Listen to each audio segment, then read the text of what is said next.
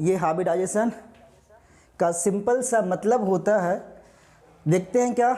लेकिन देखना ये बहुत ही इम्पोर्टेंट टॉपिक है वैसे भी, और ये चीज़ें अगर आपको आ जाएगी तो समझ जाना कि हमें बहुत सारा चीज़ आता है इनऑर्गेनिक के अंदर में। बट जिनको ये चीज़ नहीं आती उनको बहुत सारा चीज़ नहीं आएगा, तो इसे बहुत ध्यान से पढ़ना। बट इसको मैं पढ़ाने का तरीका थोड़ा सा चेंज करके पढ़ाऊँगा जो बुक्स के अंदर दिया होगा।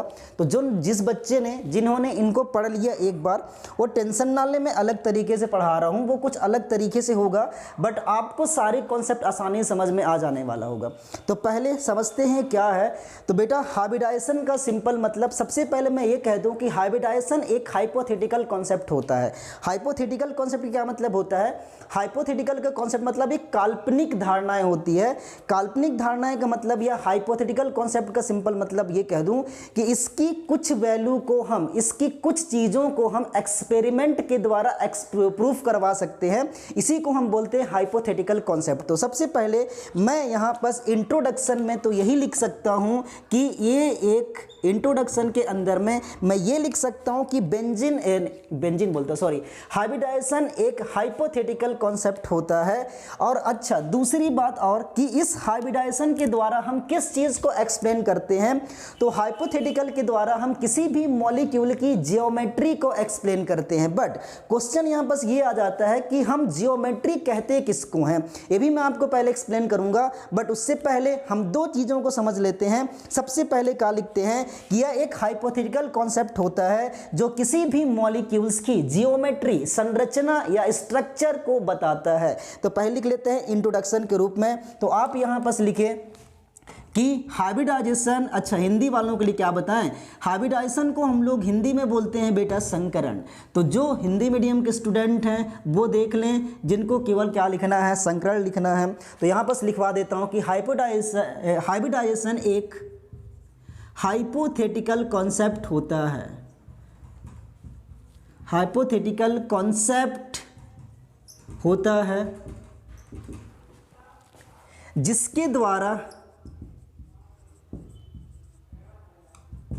जिसके द्वारा मॉलिक्यूल की जियोमेट्री को एक्सप्लेन करी जाती है। जियोमेट्री को एक्सप्लेन किया जाता है। तो पहले आप इसे कॉपी कर लो कि मॉलिक्यूल की जियोमेट्री, अभी मैं आपको बता दूंगा कि मैंने जो वर्ड यूज करी है जियोमेट्री उसका क्या मतलब है। लेकिन उससे पहले आप लिख लो कि हाइब्रिडाइजेशन एक हाइपोथेटिकल कॉन्सेप्ट होता है जिसके द्वारा हम किसी भी मॉलिक्यूल्स की जियोमेट्री को एक्सप्लेन कर सकते हैं। पहले आप इसे कॉपी कर लो।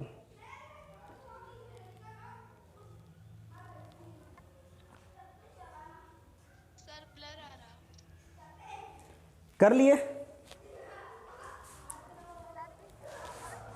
क्या बोल रहे हो बेटा, ब्लर आ रहा है? फोटो ब्लर आ रहा है, नेटवर्क चेक कर सकते हो आप, मेरे बारे में तो ठीक ठाक आ रहा है। हाँ चलो, यहाँ पर सबसे पहले मैं आपको बता देता हूँ कि ये जियोमेट्री होता क्या है। पर जियोमेट्री इतना इजीली एक्सप्लेन नहीं होगा, लेकिन फिलहाल मैं आपको बता देता हूं कि हमने ये तो पढ़ा था कि अगर आपको मॉलिक्यूल्स बनाना है तो दो या दो से एटम के बीच में, दो या दो से अधिक एटम के बीच में बॉन्ड बना होना चाहिए। तो ये बॉन्ड, जब ये सारे के सारे मॉलिक्यूल एक जगह एक बॉन्ड के द्वारा, एक बॉन्ड के थ्रू एक दूसरे से जुड़ जाते हैं तो उनकी कुछ ना कुछ तो स्ट्रक्चर हो जाते हैं, स्ट्रक्चर जनरेट होना चाहिए, स्ट्रक्चर डेवलप होना चाहिए। उस स्ट्रक्चर को हम लोग जियोमेट्री कहते हैं। जैसे अगर मैं क्या करूं, यहां पर देख लो कार्बन, अगर मैं इसमें 4 हाइड्रोजन को जोड़ दूं, H H H और यहां पर H, इस सारे के सारे को अगर मैं एक लाइन के थ्रू एक दूसरे से जोड़ देता हूं तो आपको कुछ ना कुछ स्ट्रक्चर नजर आ रहा होगा, और इसी को हम लोग उस मॉलिक्यूल की जियोमेट्री कहते हैं। ठीक है, इसी तरह से अगर मैं और बोल दूं, जैसे मुझे हाइड्रोजन लिखना है, H2O लिखना है, तो क्या करूंगा, यहां पर H लिख देता हूं, यहां पर H लिखता हूं। तो देखो यहां पर 3 एटम होंगे, तीनों ने आपस में एक दूसरे से बॉन्ड बना के या एक दूसरे से अटैच होकर एक मॉलिक्यूल्स बनाया हुआ है। इन मॉलिक्यूल्स का कुछ ना कुछ स्ट्रक्चर तो दिखाई दे रहा होगा। तो स्ट्रक्चर को एक्सप्लेन कैसे करेंगे कि भाई 2 या 2 से अधिक एटम जब आपस में जॉइंट होते हैं मैं थोड़ा सा गड़बड़ करवा रहा हूँ, हालांकि मैं क्या बताऊँ, इसको थोड़ा सा गड़बड़ करना चाहिए मुझे। जियोमेट्री तो समझ में आना चाहिए, लेकिन जियोमेट्री को मैं एक्सप्लेन कैसे करूँगा, ये तो थोड़ा सा, इसको बाद में हम लोग एक्सप्लेन कर लेते हैं कि जियोमेट्री कहते किसको है, जब मैं हाबिटाशन के अंदर में पढ़ा दूंगा। जियोमेट्री का सिंपल मतलब है संरचना, इसको कैसे एक्सप्लेन करेंगे आगे के टॉपिक में डिस्कस कर लेंगे, लेकिन फिलहाल मैं इसको मैं रफ करता हूं और आपको समझाता हूं इसका डेफिनेशन क्या है, जो आपके पेपर के अंदर में आ जाएंगे। इसका जियोमेट्री बिल्कुल अभी टेंशन वालों मैं आपको पूरा बता दूंगा, बट सबसे पहले यहां पर लिखते हैं इसका डेफिनेशन। तो लिखो डेफिनेशन। अब यही आपके पेपर में बहुत बार पूछ लिया जाता है कि डेफिनेशन क्या होता है, ठीक है, डेफिनेशन। तो बेटा डेफिनेशन कैसे लिखेंगे, देखो कुछ तरह से। तो इसका डेफिनेशन पहले मैं आपको बताता हूं कि हाइब्रिडाइजेशन जब दो या दो से अधिक ऑर्बिटल, ध्यान से सुनना मैं क्या बता रहा हूं, दो या दो से अधिक ऑर्बिटल जिनकी ऊर्जा समान या लगभग समान होते हैं। इंग्लिश में कहूं तो ऐसा ऑर्बिटल जिनकी एनर्जी इक्वल या नियरली इक्वल होते हैं, आपस में ज्वाइन करके, आपस में मिल करके ऊर्जा का रिडिस्ट्रीब्यूशन करके, एनर्जी का डिस्ट्रीब्यूशन करके उतने ही नंबर्स में न्यू ऑर्बिटल का फॉर्मेशन करते हैं। तो ऑर्बिटल का आपस में मिलने की घटना को हम हाइब्रिडाइजेशन कहते हैं। तो सिंपल एक बार और रिपीट करता हूं, अगर आपसे कोई क्वेश्चन पूछ ले कि हाइब्रिडाइजेशन क्या है, तो आप सिंपल बता देना कि ऑर्बिटल का आपस में मिलना हाइब्रिडाइजेशन कहलाता है। लेकिन कंडीशंस ये है कि जो भी ऑर्बिटल आपस में मिल रहे हैं उनकी एनर्जी बराबर होने चाहिए या लगभग बराबर होने चाहिए। तो सबसे पहले यहां पास डेफिनेशन लिखवा देता हूं, लिखना जब दो या दो से अधिक ऑर्बिटल, दो या दो से अधिक ऑर्बिटल जिनकी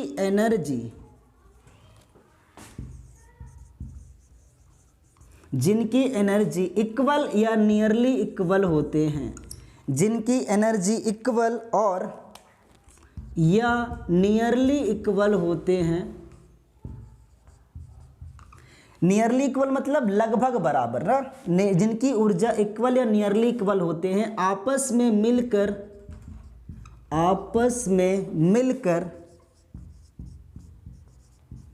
ऊर्जा का, एनर्जी का, ऊर्जा का पुनर्वितरण करके, इंग्लिश वालों के लिए तो बड़ा टेंशन हो रहा होगा, पुनर्वितरण करके उतने ही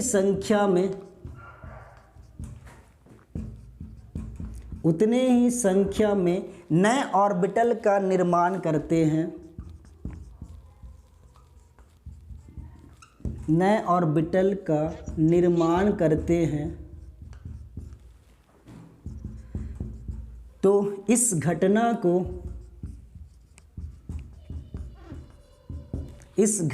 को हाइब्रिडाइजेशन कहते हैं, हाइब्रिडाइजेशन कहते हैं, ठीक है। पहले आप इसे कॉपी कर लो, हाइब्रिडाइजेशन का डेफिनेशन है, उसके बाद इसका कुछ रूल्स हैं, किस रूल के द्वारा ये आपस में ज्वाइन करते हैं, बट उसको मैं बाद में बताऊंगा। उससे पहले मैं आपको लिखवा देता हूं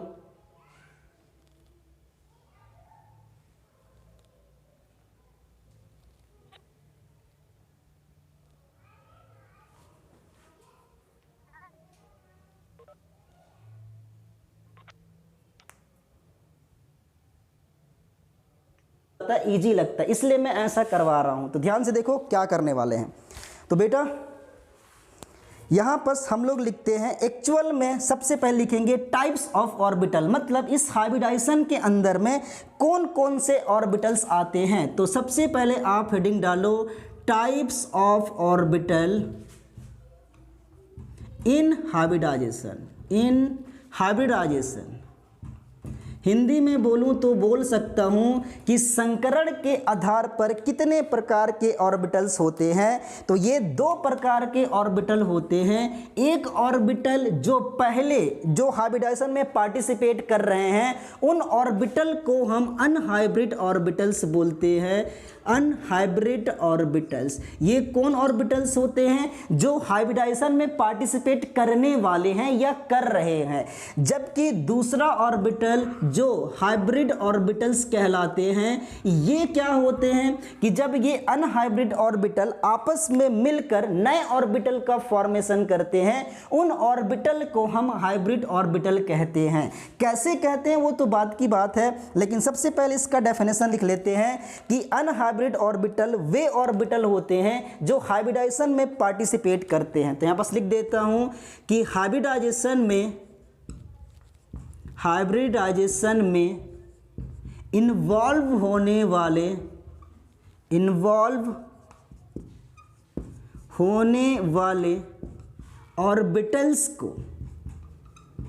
ऑर्बिटल्स को अनहाइब्रिड ऑर्बिटल कहते हैं। अनहाइब्रिड ऑर्बिटल्स कहते हैं। एक्चुअल में अभी तक ये हाइब्रिडाइजेशन में पार्टिसिपेट नहीं कर रहे हैं, पार्टिसिपेट करने वाले हैं। ठीक है, उन्हें हम क्या बोलेंगे? Unhybrid orbital. और ये जब अनहाइब्रिड ऑर्बिटल आपस में मिलकर न्यू ऑर्बिटल का फॉर्मेशन करते हैं, उन ऑर्बिटल को हम हाइब्रिड ऑर्बिटल्स कहते हैं। कैसे, ये मैं समझा देता हूं। जैसे अनहाइब्रिड का मतलब मैंने एक p ऑर्बिटल्स लिया है, इस p ऑर्बिटल्स को मैं दूसरे s ऑर्बिटल के साथ ओवरलैपिंग करा दूंगा। तो यहां पर देखो, ये अभी और ये दोनों आपस में मिलने हैं और दोनों ऑर्बिटल का मिलना ही हम लोग क्या कहते हैं? हाइब्रिडाइजेशन कहते हैं। तो मतलब ये कि अभी ये हाइब्रिड और हाइब्रिडाइजेशन में पार्टिसिपेट करने वाला है, लेकिन अभी तक पार्टिसिपेट किया नहीं है, इसलिए इसे हम क्या बोलेंगे? Unhybrid orbitals. तो ये दोनों के दोनों भी अनहाइब्रिड ऑर्बिटल्स हैं। लेकिन अगर इन दोनों को मैं आपस में मिला दूं कुछ इस तरह से, देखो यहां कुछ इस तरह से, और ये ऐसे बन जाए, तो आप देखो s ऑर्बिटल p ऑर्बिटल के साथ इन्वॉल्व होकर एक नया ऑर्बिटल को बनाया है, और इस ऑर्बिटल को हम लोग हाइब्रिड ऑर्बिटल्स कहते हैं। तो डिफाइन कैसे करने चले? इसको हम ऐसे डिफाइन कर सकते हैं कि जब अनहाइब्रिड ऑर्बिटल आपस में मिलकर न्यू ऑर्बिटल का फॉर्मेशन करते हैं, उन्हें हाइब्रिड ऑर्बिटल कहते हैं। तो लिख लेते हैं यहां पर, क्या लिखोगे बेटा? कि जब अनहाइब्रिड ऑर्बिटल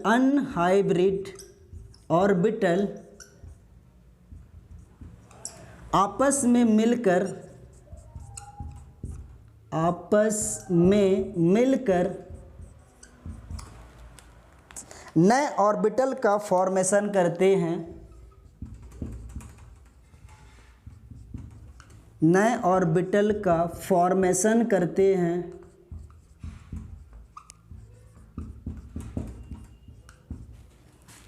तो इन्हें करते हैं, इन ऑर्बिटल को हाइब्रिड ऑर्बिटल्स कहते हैं। हाइब्रिड ऑर्बिटल कहते हैं। इसे आप पहले कॉपी करो, फिर आपको लिखवाता हूं आगे। टाइप्स ऑफ हाइब्रिडाइजेशन कौन कौन से होते हैं, और उसके बाद पढ़ेंगे सिलेक्शन ऑफ सेंट्रल एटम। हाँ चलो दूसरा देखते हैं बेटा। अब इसके अंदर में दो प्रकार के यहाँ पर लिखते हैं टाइप्स ऑफ एटम। जैसे मैं आपको बताया था कि एटम भी हाइब्रिडाइजेशन के अंदर में दो टाइप के होते हैं। तो सबसे पहले हम लिखते हैं टाइप्स ऑफ एटम। और टाइप्स ऑफ एटम, अब देखो पहले आपको समझ में नहीं आया है, कोई दिक्कत नहीं है, इस पर फोकस करें, प्रीवियस वाले को छोड़ दे, आपको वीडियोस मिल जाएगी, उसे रिपीट कर लेना, आपको समझ में आ जाएगी वो चीज़ें। बट यहाँ पर ध्यान से देखना, कॉन्सेंट्रेट के साथ देखते जाना मैं क्या बताने वाला हूँ। ये चीज़ क्योंकि आपके बुक्स के अंदर शायद ना मिलने वाला हो, तो ध्यान देना। इस हाइब्रिडाइजेशन के अंदर में दो प्रकार के एटम होते हैं। एक एटम को हम सेंट्रल एटम बोलते हैं, जो बीच में प्रेजेंट होते हैं, और ऐसा एटम जो सेंट्रल एटम को सराउंड किए हुए रहते हैं, या कह दूं उस सेंट्रल एटम को घेरे रहते हैं, उन एटम को हम सराउंडेड एटम या एडजेसेंट एटम कहते हैं। तो सबसे पहली बात, हाइब्रिडाइजेशन के अंदर में या हाइब्रिडाइजेशन के अंतर्गत दो प्रकार के एटम को डिवाइड किया जा सकता है। एक एटम है सेंट्रल एटम और दूसरे एटम को हम लोग बोलते हैं सराउंडेड एटम, या इसी सराउंडेड एटम को एक और नाम दिया जाता है दैट इज एडजेसेंट एटम। तो मैं यहाँ पर लिख दे रहा हूँ adjacent atom, but English medium Hindi medium वालों के लिए प्रॉब्लम हो रहा होगा, बट आप ध्यान ना दो इस चीज़ को। आप जो मैं आपको बता रहा हूँ उसे आप याद रखते जाओ कि सेंट्रल हाइब्रिडाइजेशन के अंदर में दो प्रकार के एटम होते हैं, एक सेंट्रल एटम और दूसरा एडजेसेंट एटम, या मैं इसे कह दूँ सराउंडेड एटम। अब देखो किसको हम सेंट्रल एटम बोलेंगे। तो बेटा जैसे मैं अभी आपको CH4 की कुछ स्ट्रक्चर बनाया था, इस तरह से इस तरह से इस तरह से, तो यहाँ पर आप ध्यान से देखें तो कुछ एटम ऐसे होंगे या कोई एटम ऐसे होगा जो बिल्कुल इन एटम के सेंटर में प्रेजेंट हैं। जैसे कार्बन, ये कार्बन सेंटर में दिख रहा है, बीच में दिखाई दे रहा है, तो इन एटम को हम लोग क्या बोलते हैं, सेंट्रल एटम बोलते हैं। जबकि कोई एटम जो उस सेंट्रल एटम को सराउंड किए रहता है, या मैं ऐसे भी कह सकता हूं कि सेंट्रल एटम से जुड़े रहता है, उन एटम को हम एडजेसेंट एटम कहते हैं। तो बेटा ये वाली और ये वाली और ये वाली, ये सारे के सारे एटम क्या इस सेंट्रल एटम से जुड़े हुए हैं, और जुड़े हुए एटम को हम लोग क्या बोल देते हैं, एडजेसेंट एटम बोल देते हैं। तो यहां पर ये बात तो हमको समझ में आ गई है कि सेंट्रल एटम और एडजेसेंट एटम क्या क्या होते हैं। तो सिंपल सी बात कि ऐसा कोई भी एटम जो सेंट्रल एटम को सराउंड किए रहते हैं एडजेसेंट एटम कहलाते हैं, जबकि ऐसा एटम जो कि सेंटर पे प्रेजेंट होते हैं उन एटम को हम सेंट्रल एटम कहते हैं। तो आप इस बात को तो मेरे ख्याल से क्लियर हो गया होगा। एक एग्जांपल के थ्रू और समझाने की कोशिश करता हूं। जैसे मेरे पास क्या कर लेता हूं, मैं लिख लेता हूं यहां पर, क्या लिख लूँ, HCN लिख देता हूँ। इसको चाहे तो ट्रिपल बॉन्ड, हालांकि आप बॉन्ड नहीं समझे फिलहाल में, तो मैं यहाँ पर क्या समझा देता हूँ, HCN लिख देता हूँ। तो अगर आप इसे ध्यान से देखेंगे तो कार्बन फिलहाल में मुझे सेंटर में दिख रहा है, और सेंटर में दिख रहा है इसलिए इस एटम को मैं क्या बोलूँगा, सेंट्रल एटम। और सेंट्रल एटम को जो भी एटम सराउंड किए हुए हैं, और वो कौन कौन से एटम है, एक तो हाइड्रोजन और दूसरा नाइट्रोजन, इन दोनों एटम को हम क्या बोलेंगे, एडजेसेंट एटम बोलेंगे। तो अगर आप यहां पर डिफाइन करना चाहो तो ये बोल सकते हो कि ऐसा एटम जो किसी मॉलिक्यूल के सेंटर में प्रेजेंट हो जाए उन एटम को हम सेंट्रल एटम कहेंगे। जबकि ऐसा कोई भी एटम जो सेंट्रल एटम से ज्वाइन होता है या सेंट्रल एटम से जुड़े रहते हैं उन एटम्स को हम एडजेसेंट एटम कहते हैं। तो क्या ये बात आपको क्लियर हो गई कि सेंट्रल एटम और सराउंडेड एटम किसे किसे कहते हैं? एक बार चाहो तो बता सकते हो, बट उससे पहले आप इसे कॉपी कर लो। मैं लिखवाया नहीं हूं क्योंकि मैं आपको प्रॉब्लम, जो सबसे बड़ी प्रॉब्लम्स यहां पास आती है, और वो है कि हम पहचानेंगे कैसे, क्योंकि आपको स्ट्रक्चर बना के तो देगा नहीं, वो इस तरह से लिख देगा CH4। अब इसमें आप मुझे बता दो कि कौन सेंट्रल एटम होगा। तो बहुत बच्चे बोलेंगे कार्बन, बट कहीं कहीं पर कुछ गड़बड़ हो जाता है। तो हम इसको सिस्टमेटिक वे में समझते हैं कि अगर आपके किसी भी मॉलिक्यूल्स के अंदर में कोई भी एटम्स दे दे या कोई भी मॉलिक्यूल्स दिया हो, तो उन मॉलिक्यूल्स में से सेंट्रल एटम कौन होगा और एडजेसेंट एटम कौन से होंगे, इसके कुछ रूल हैं। तो नेक्स्ट हेडिंग डालते हैं, सिलेक्शन ऑफ सेंट्रल एटम। ये आपके हाइब्रिडाइजेशन का बहुत इंपॉर्टेंट टॉपिक है, क्योंकि बहुत बच्चों को सेंट्रल एटम अगर आपने गलत सेलेक्ट कर दिया तो आपके आंसर भी गलत आने वाले होंगे। बट कुछ कुछ रूल्स है जिसके द्वारा आसानी से निकाल पाते हो, लेकिन कंपटीशन के अंदर में आप ऐसा नहीं कर पाओगे। इसलिए आपको मैं जनरल मेथड ही बताऊंगा और इसके साथ ही साथ आपको एक दूसरा मेथड भी बताने वाला हूं। तो सबसे पहले आप हेडिंग लिखो, selection of central atom. Selection of central atom Hindi में क्या बोलेंगे बेटा? इसे हिंदी में बोला जाएगा सेंट्रल एटम का चुनाव, सेंट्रल एटम का सिलेक्शन। तो देखो कैसे, बहुत सिंपल सा मेथड है। रूल नंबर 1 कहता है, रूल नंबर 1, ये रूल नंबर 1 कहता है कि अगर किसी भी मॉलिक्यूल्स में जिस एटम्स की नंबर 1 हो, जिस एटम की नंबर्स कम होते हैं, वो एटम जनरली सेंट्रल एटम को बिलोंग करते हैं।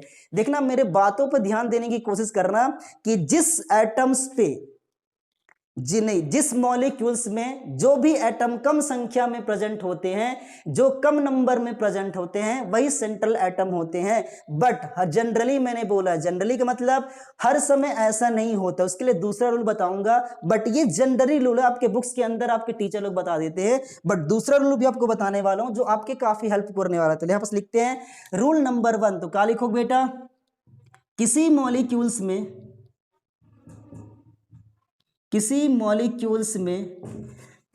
जिस एटम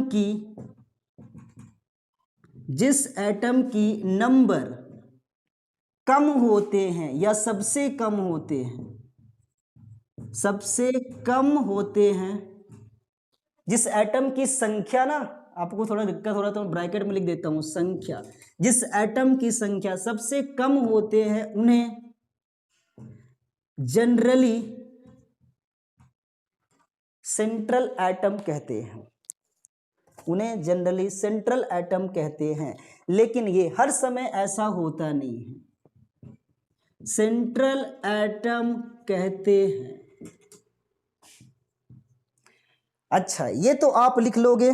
दूसरी पॉइंट, रूल नंबर 2, जैसे एग्जांपल के आपको बता दूं, अभी मैं लिखा था CH4, इसमें अगर आप ध्यान से देखो तो एक मॉलिक्यूल CH4 है, इसमें कम नंबर वाले एटम्स कौन है भाई? हाइड्रोजन 4 तो दिखाई दे रहे हैं और कार्बन कितने दिखाई दे रहे हैं? 1। मतलब ये क्या होगा, तो यहां पर लिख सकता हूं सेंट्रल एटम इज कार्बन। ठीक है, दूसरा और भी लिख सकता हूं, जैसे फॉर एग्जांपल मैं यहां पर लिख दिया NH3 में आप बोलोगे सेंट्रल एटम कौन है, तो आप बता दोगे नाइट्रोजन, क्योंकि नाइट्रोजन ही कम नंबर में दिखाई दे रहे हैं। लेकिन अगर मैं आपको ऐसे लिख के बता दूं CH और यहां पर लिख देता हूं Cl3, अब मुझे बता, जिसको हम क्लोरोफॉर्म बोलते हैं, इसमें सेंट्रल एटम कौन होगा? तो बच्चे यहां पर कंफ्यूज हो जाएंगे, क्योंकि क्लोरीन तो ज्यादा नंबर्स में दिख रहे हैं, 3 नंबर्स के दिख रहे हैं, 3 क्लोरीन है, मतलब ये तो सेंट्रल एटम नहीं होगा। बट यहां पर कार्बन और हाइड्रोजन दोनों भी एक नंबर में है, 1 संख्या में दिखाई दे रहे हैं। तो आप कैसे आइडेंटिफाई करोगे कौन सेंट्रल एटम है? तो इसके लिए आपको मैं रूल नंबर 2 दे देता हूं, और रूल नंबर 2 काफी इंपॉर्टेंट है। आप पहले रूल को अगर नहीं भी जानते हो तो चल जाएगा, लेकिन अगर आप रूल नंबर 2 नहीं जानते हो तो नहीं चलेगा भाई। तो मेरे दोस्तों, आपको रूल नंबर 2 बहुत ध्यान से देखना, मैं क्या बताने वाला हूं। यहां पर लिख लेते हैं रूल नंबर 2, और rule number 2 is a very very important point. पहली बात, एक चीज मैं आपसे पूछना चाहूंगा कि ये बात नंबर 2, रूल नंबर 2 क्या कहता है? पहली बात, इसकी जो खास बात होती है कि जनरली जो सेंट्रल एटम होते हैं हाइब्रिडाइजेशन के अंदर में, कोवेलेंट बॉन्ड के अंदर में, उनमें कोवेलेंट मॉलिक्यूल्स के अंदर में जनरली वो सेंट्रल एटम P ब्लॉक से बिलोंग करते हैं। तो पहले क्या लिख देता हूं कि सेंट्रल एटम जनरली, अरे इंग्लिश से हिंदी से लिखना पड़ेगा ना, इंग्लिश में लिखता हूं, जनरली बिलोंग टू द या belong to the P block.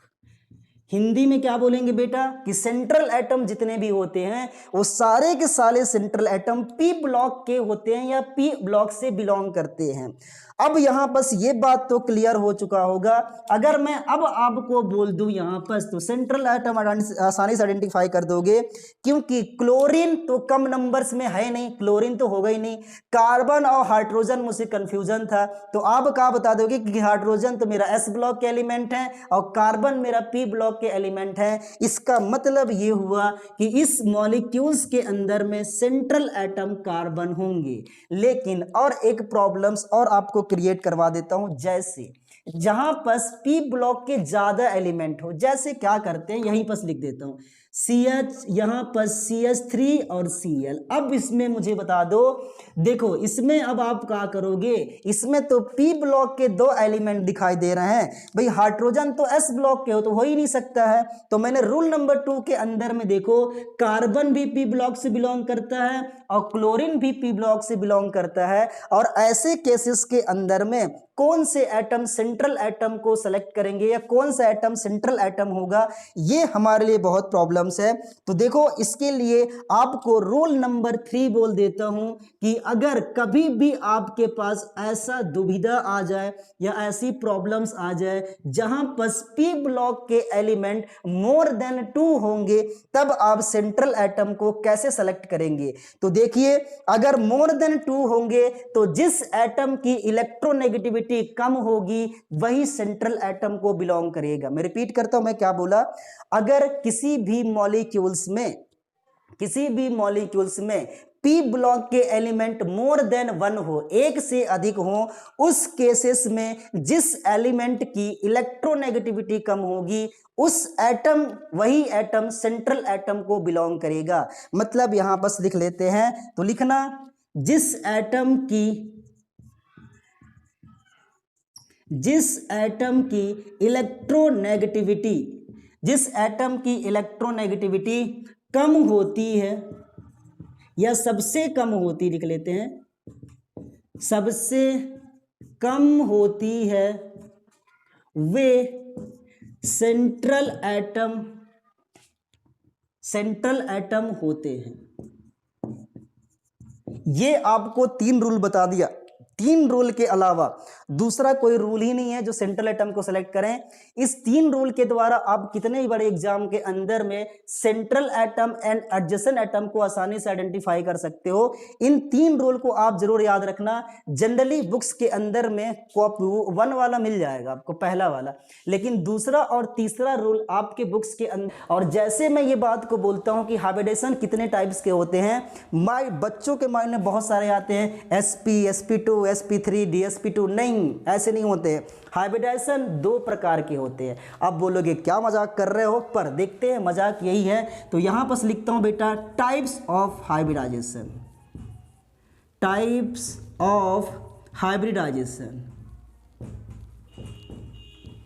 और इसके अंदर में हम 2 टाइप में क्लासिफाइड करेंगे। एक को हम लोग बोलेंगे नॉर्मल हाइब्रिडाइजेशन या जनरल हाइब्रिडाइजेशन। तो यहां पर मैं लिखता हूं नॉर्मल हाइब्रिडाइजेशन। और दूसरा होता है जिसे हम बोलते हैं ग्रुप हाइब्रिडाइजेशन। अब जिन बच्चों ने ये चीज़ पढ़ लिया होगा तो उनको तो बड़ा डाउट लग रहा होगा, ग्रुप हाइब्रिडाइजेशन। तो बेटा आप बिल्कुल टेंशन ना लें, मैं 1 बाय 1 आपको समझाते जाऊंगा कि नॉर्मल हाइब्रिडाइजेशन या ग्रुप हाइब्रिडाइजेशन दोनों के बीच में क्या क्या डिफरेंस होते हैं। तो ध्यान देते हैं यहाँ पर, ठीक है।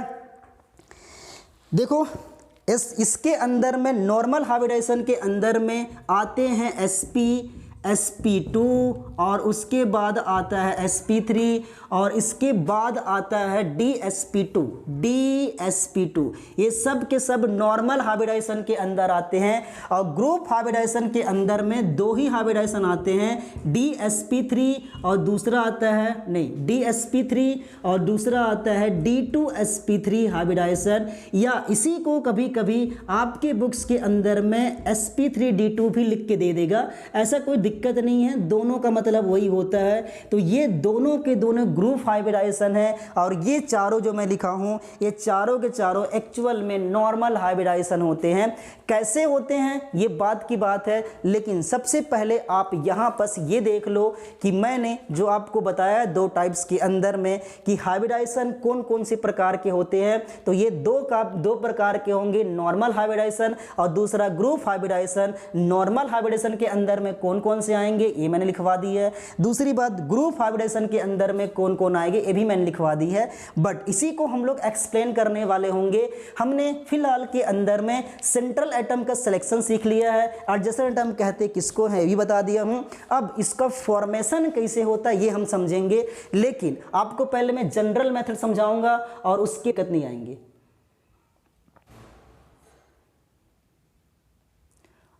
लिख लेगा अपने से आप रहेगा, क्योंकि अभी 10 मिनट बाद फिर क्लासेस रहेगी तो मैं छोड़ता हूं अभी फिलहाल में। बट जिसके मन में अगर डाउट हो तो पूछ सकते हैं। जहां पर भी आपको नहीं समझ में आया होगा या जहां पर ऐसे लग रहा है कि मैंने थोड़ी मिस्टेक करी है तो आप मुझे जरूर बता देना। हालांकि मैंने कोशिश करी है कि 100% सही हो, बट हाँ जी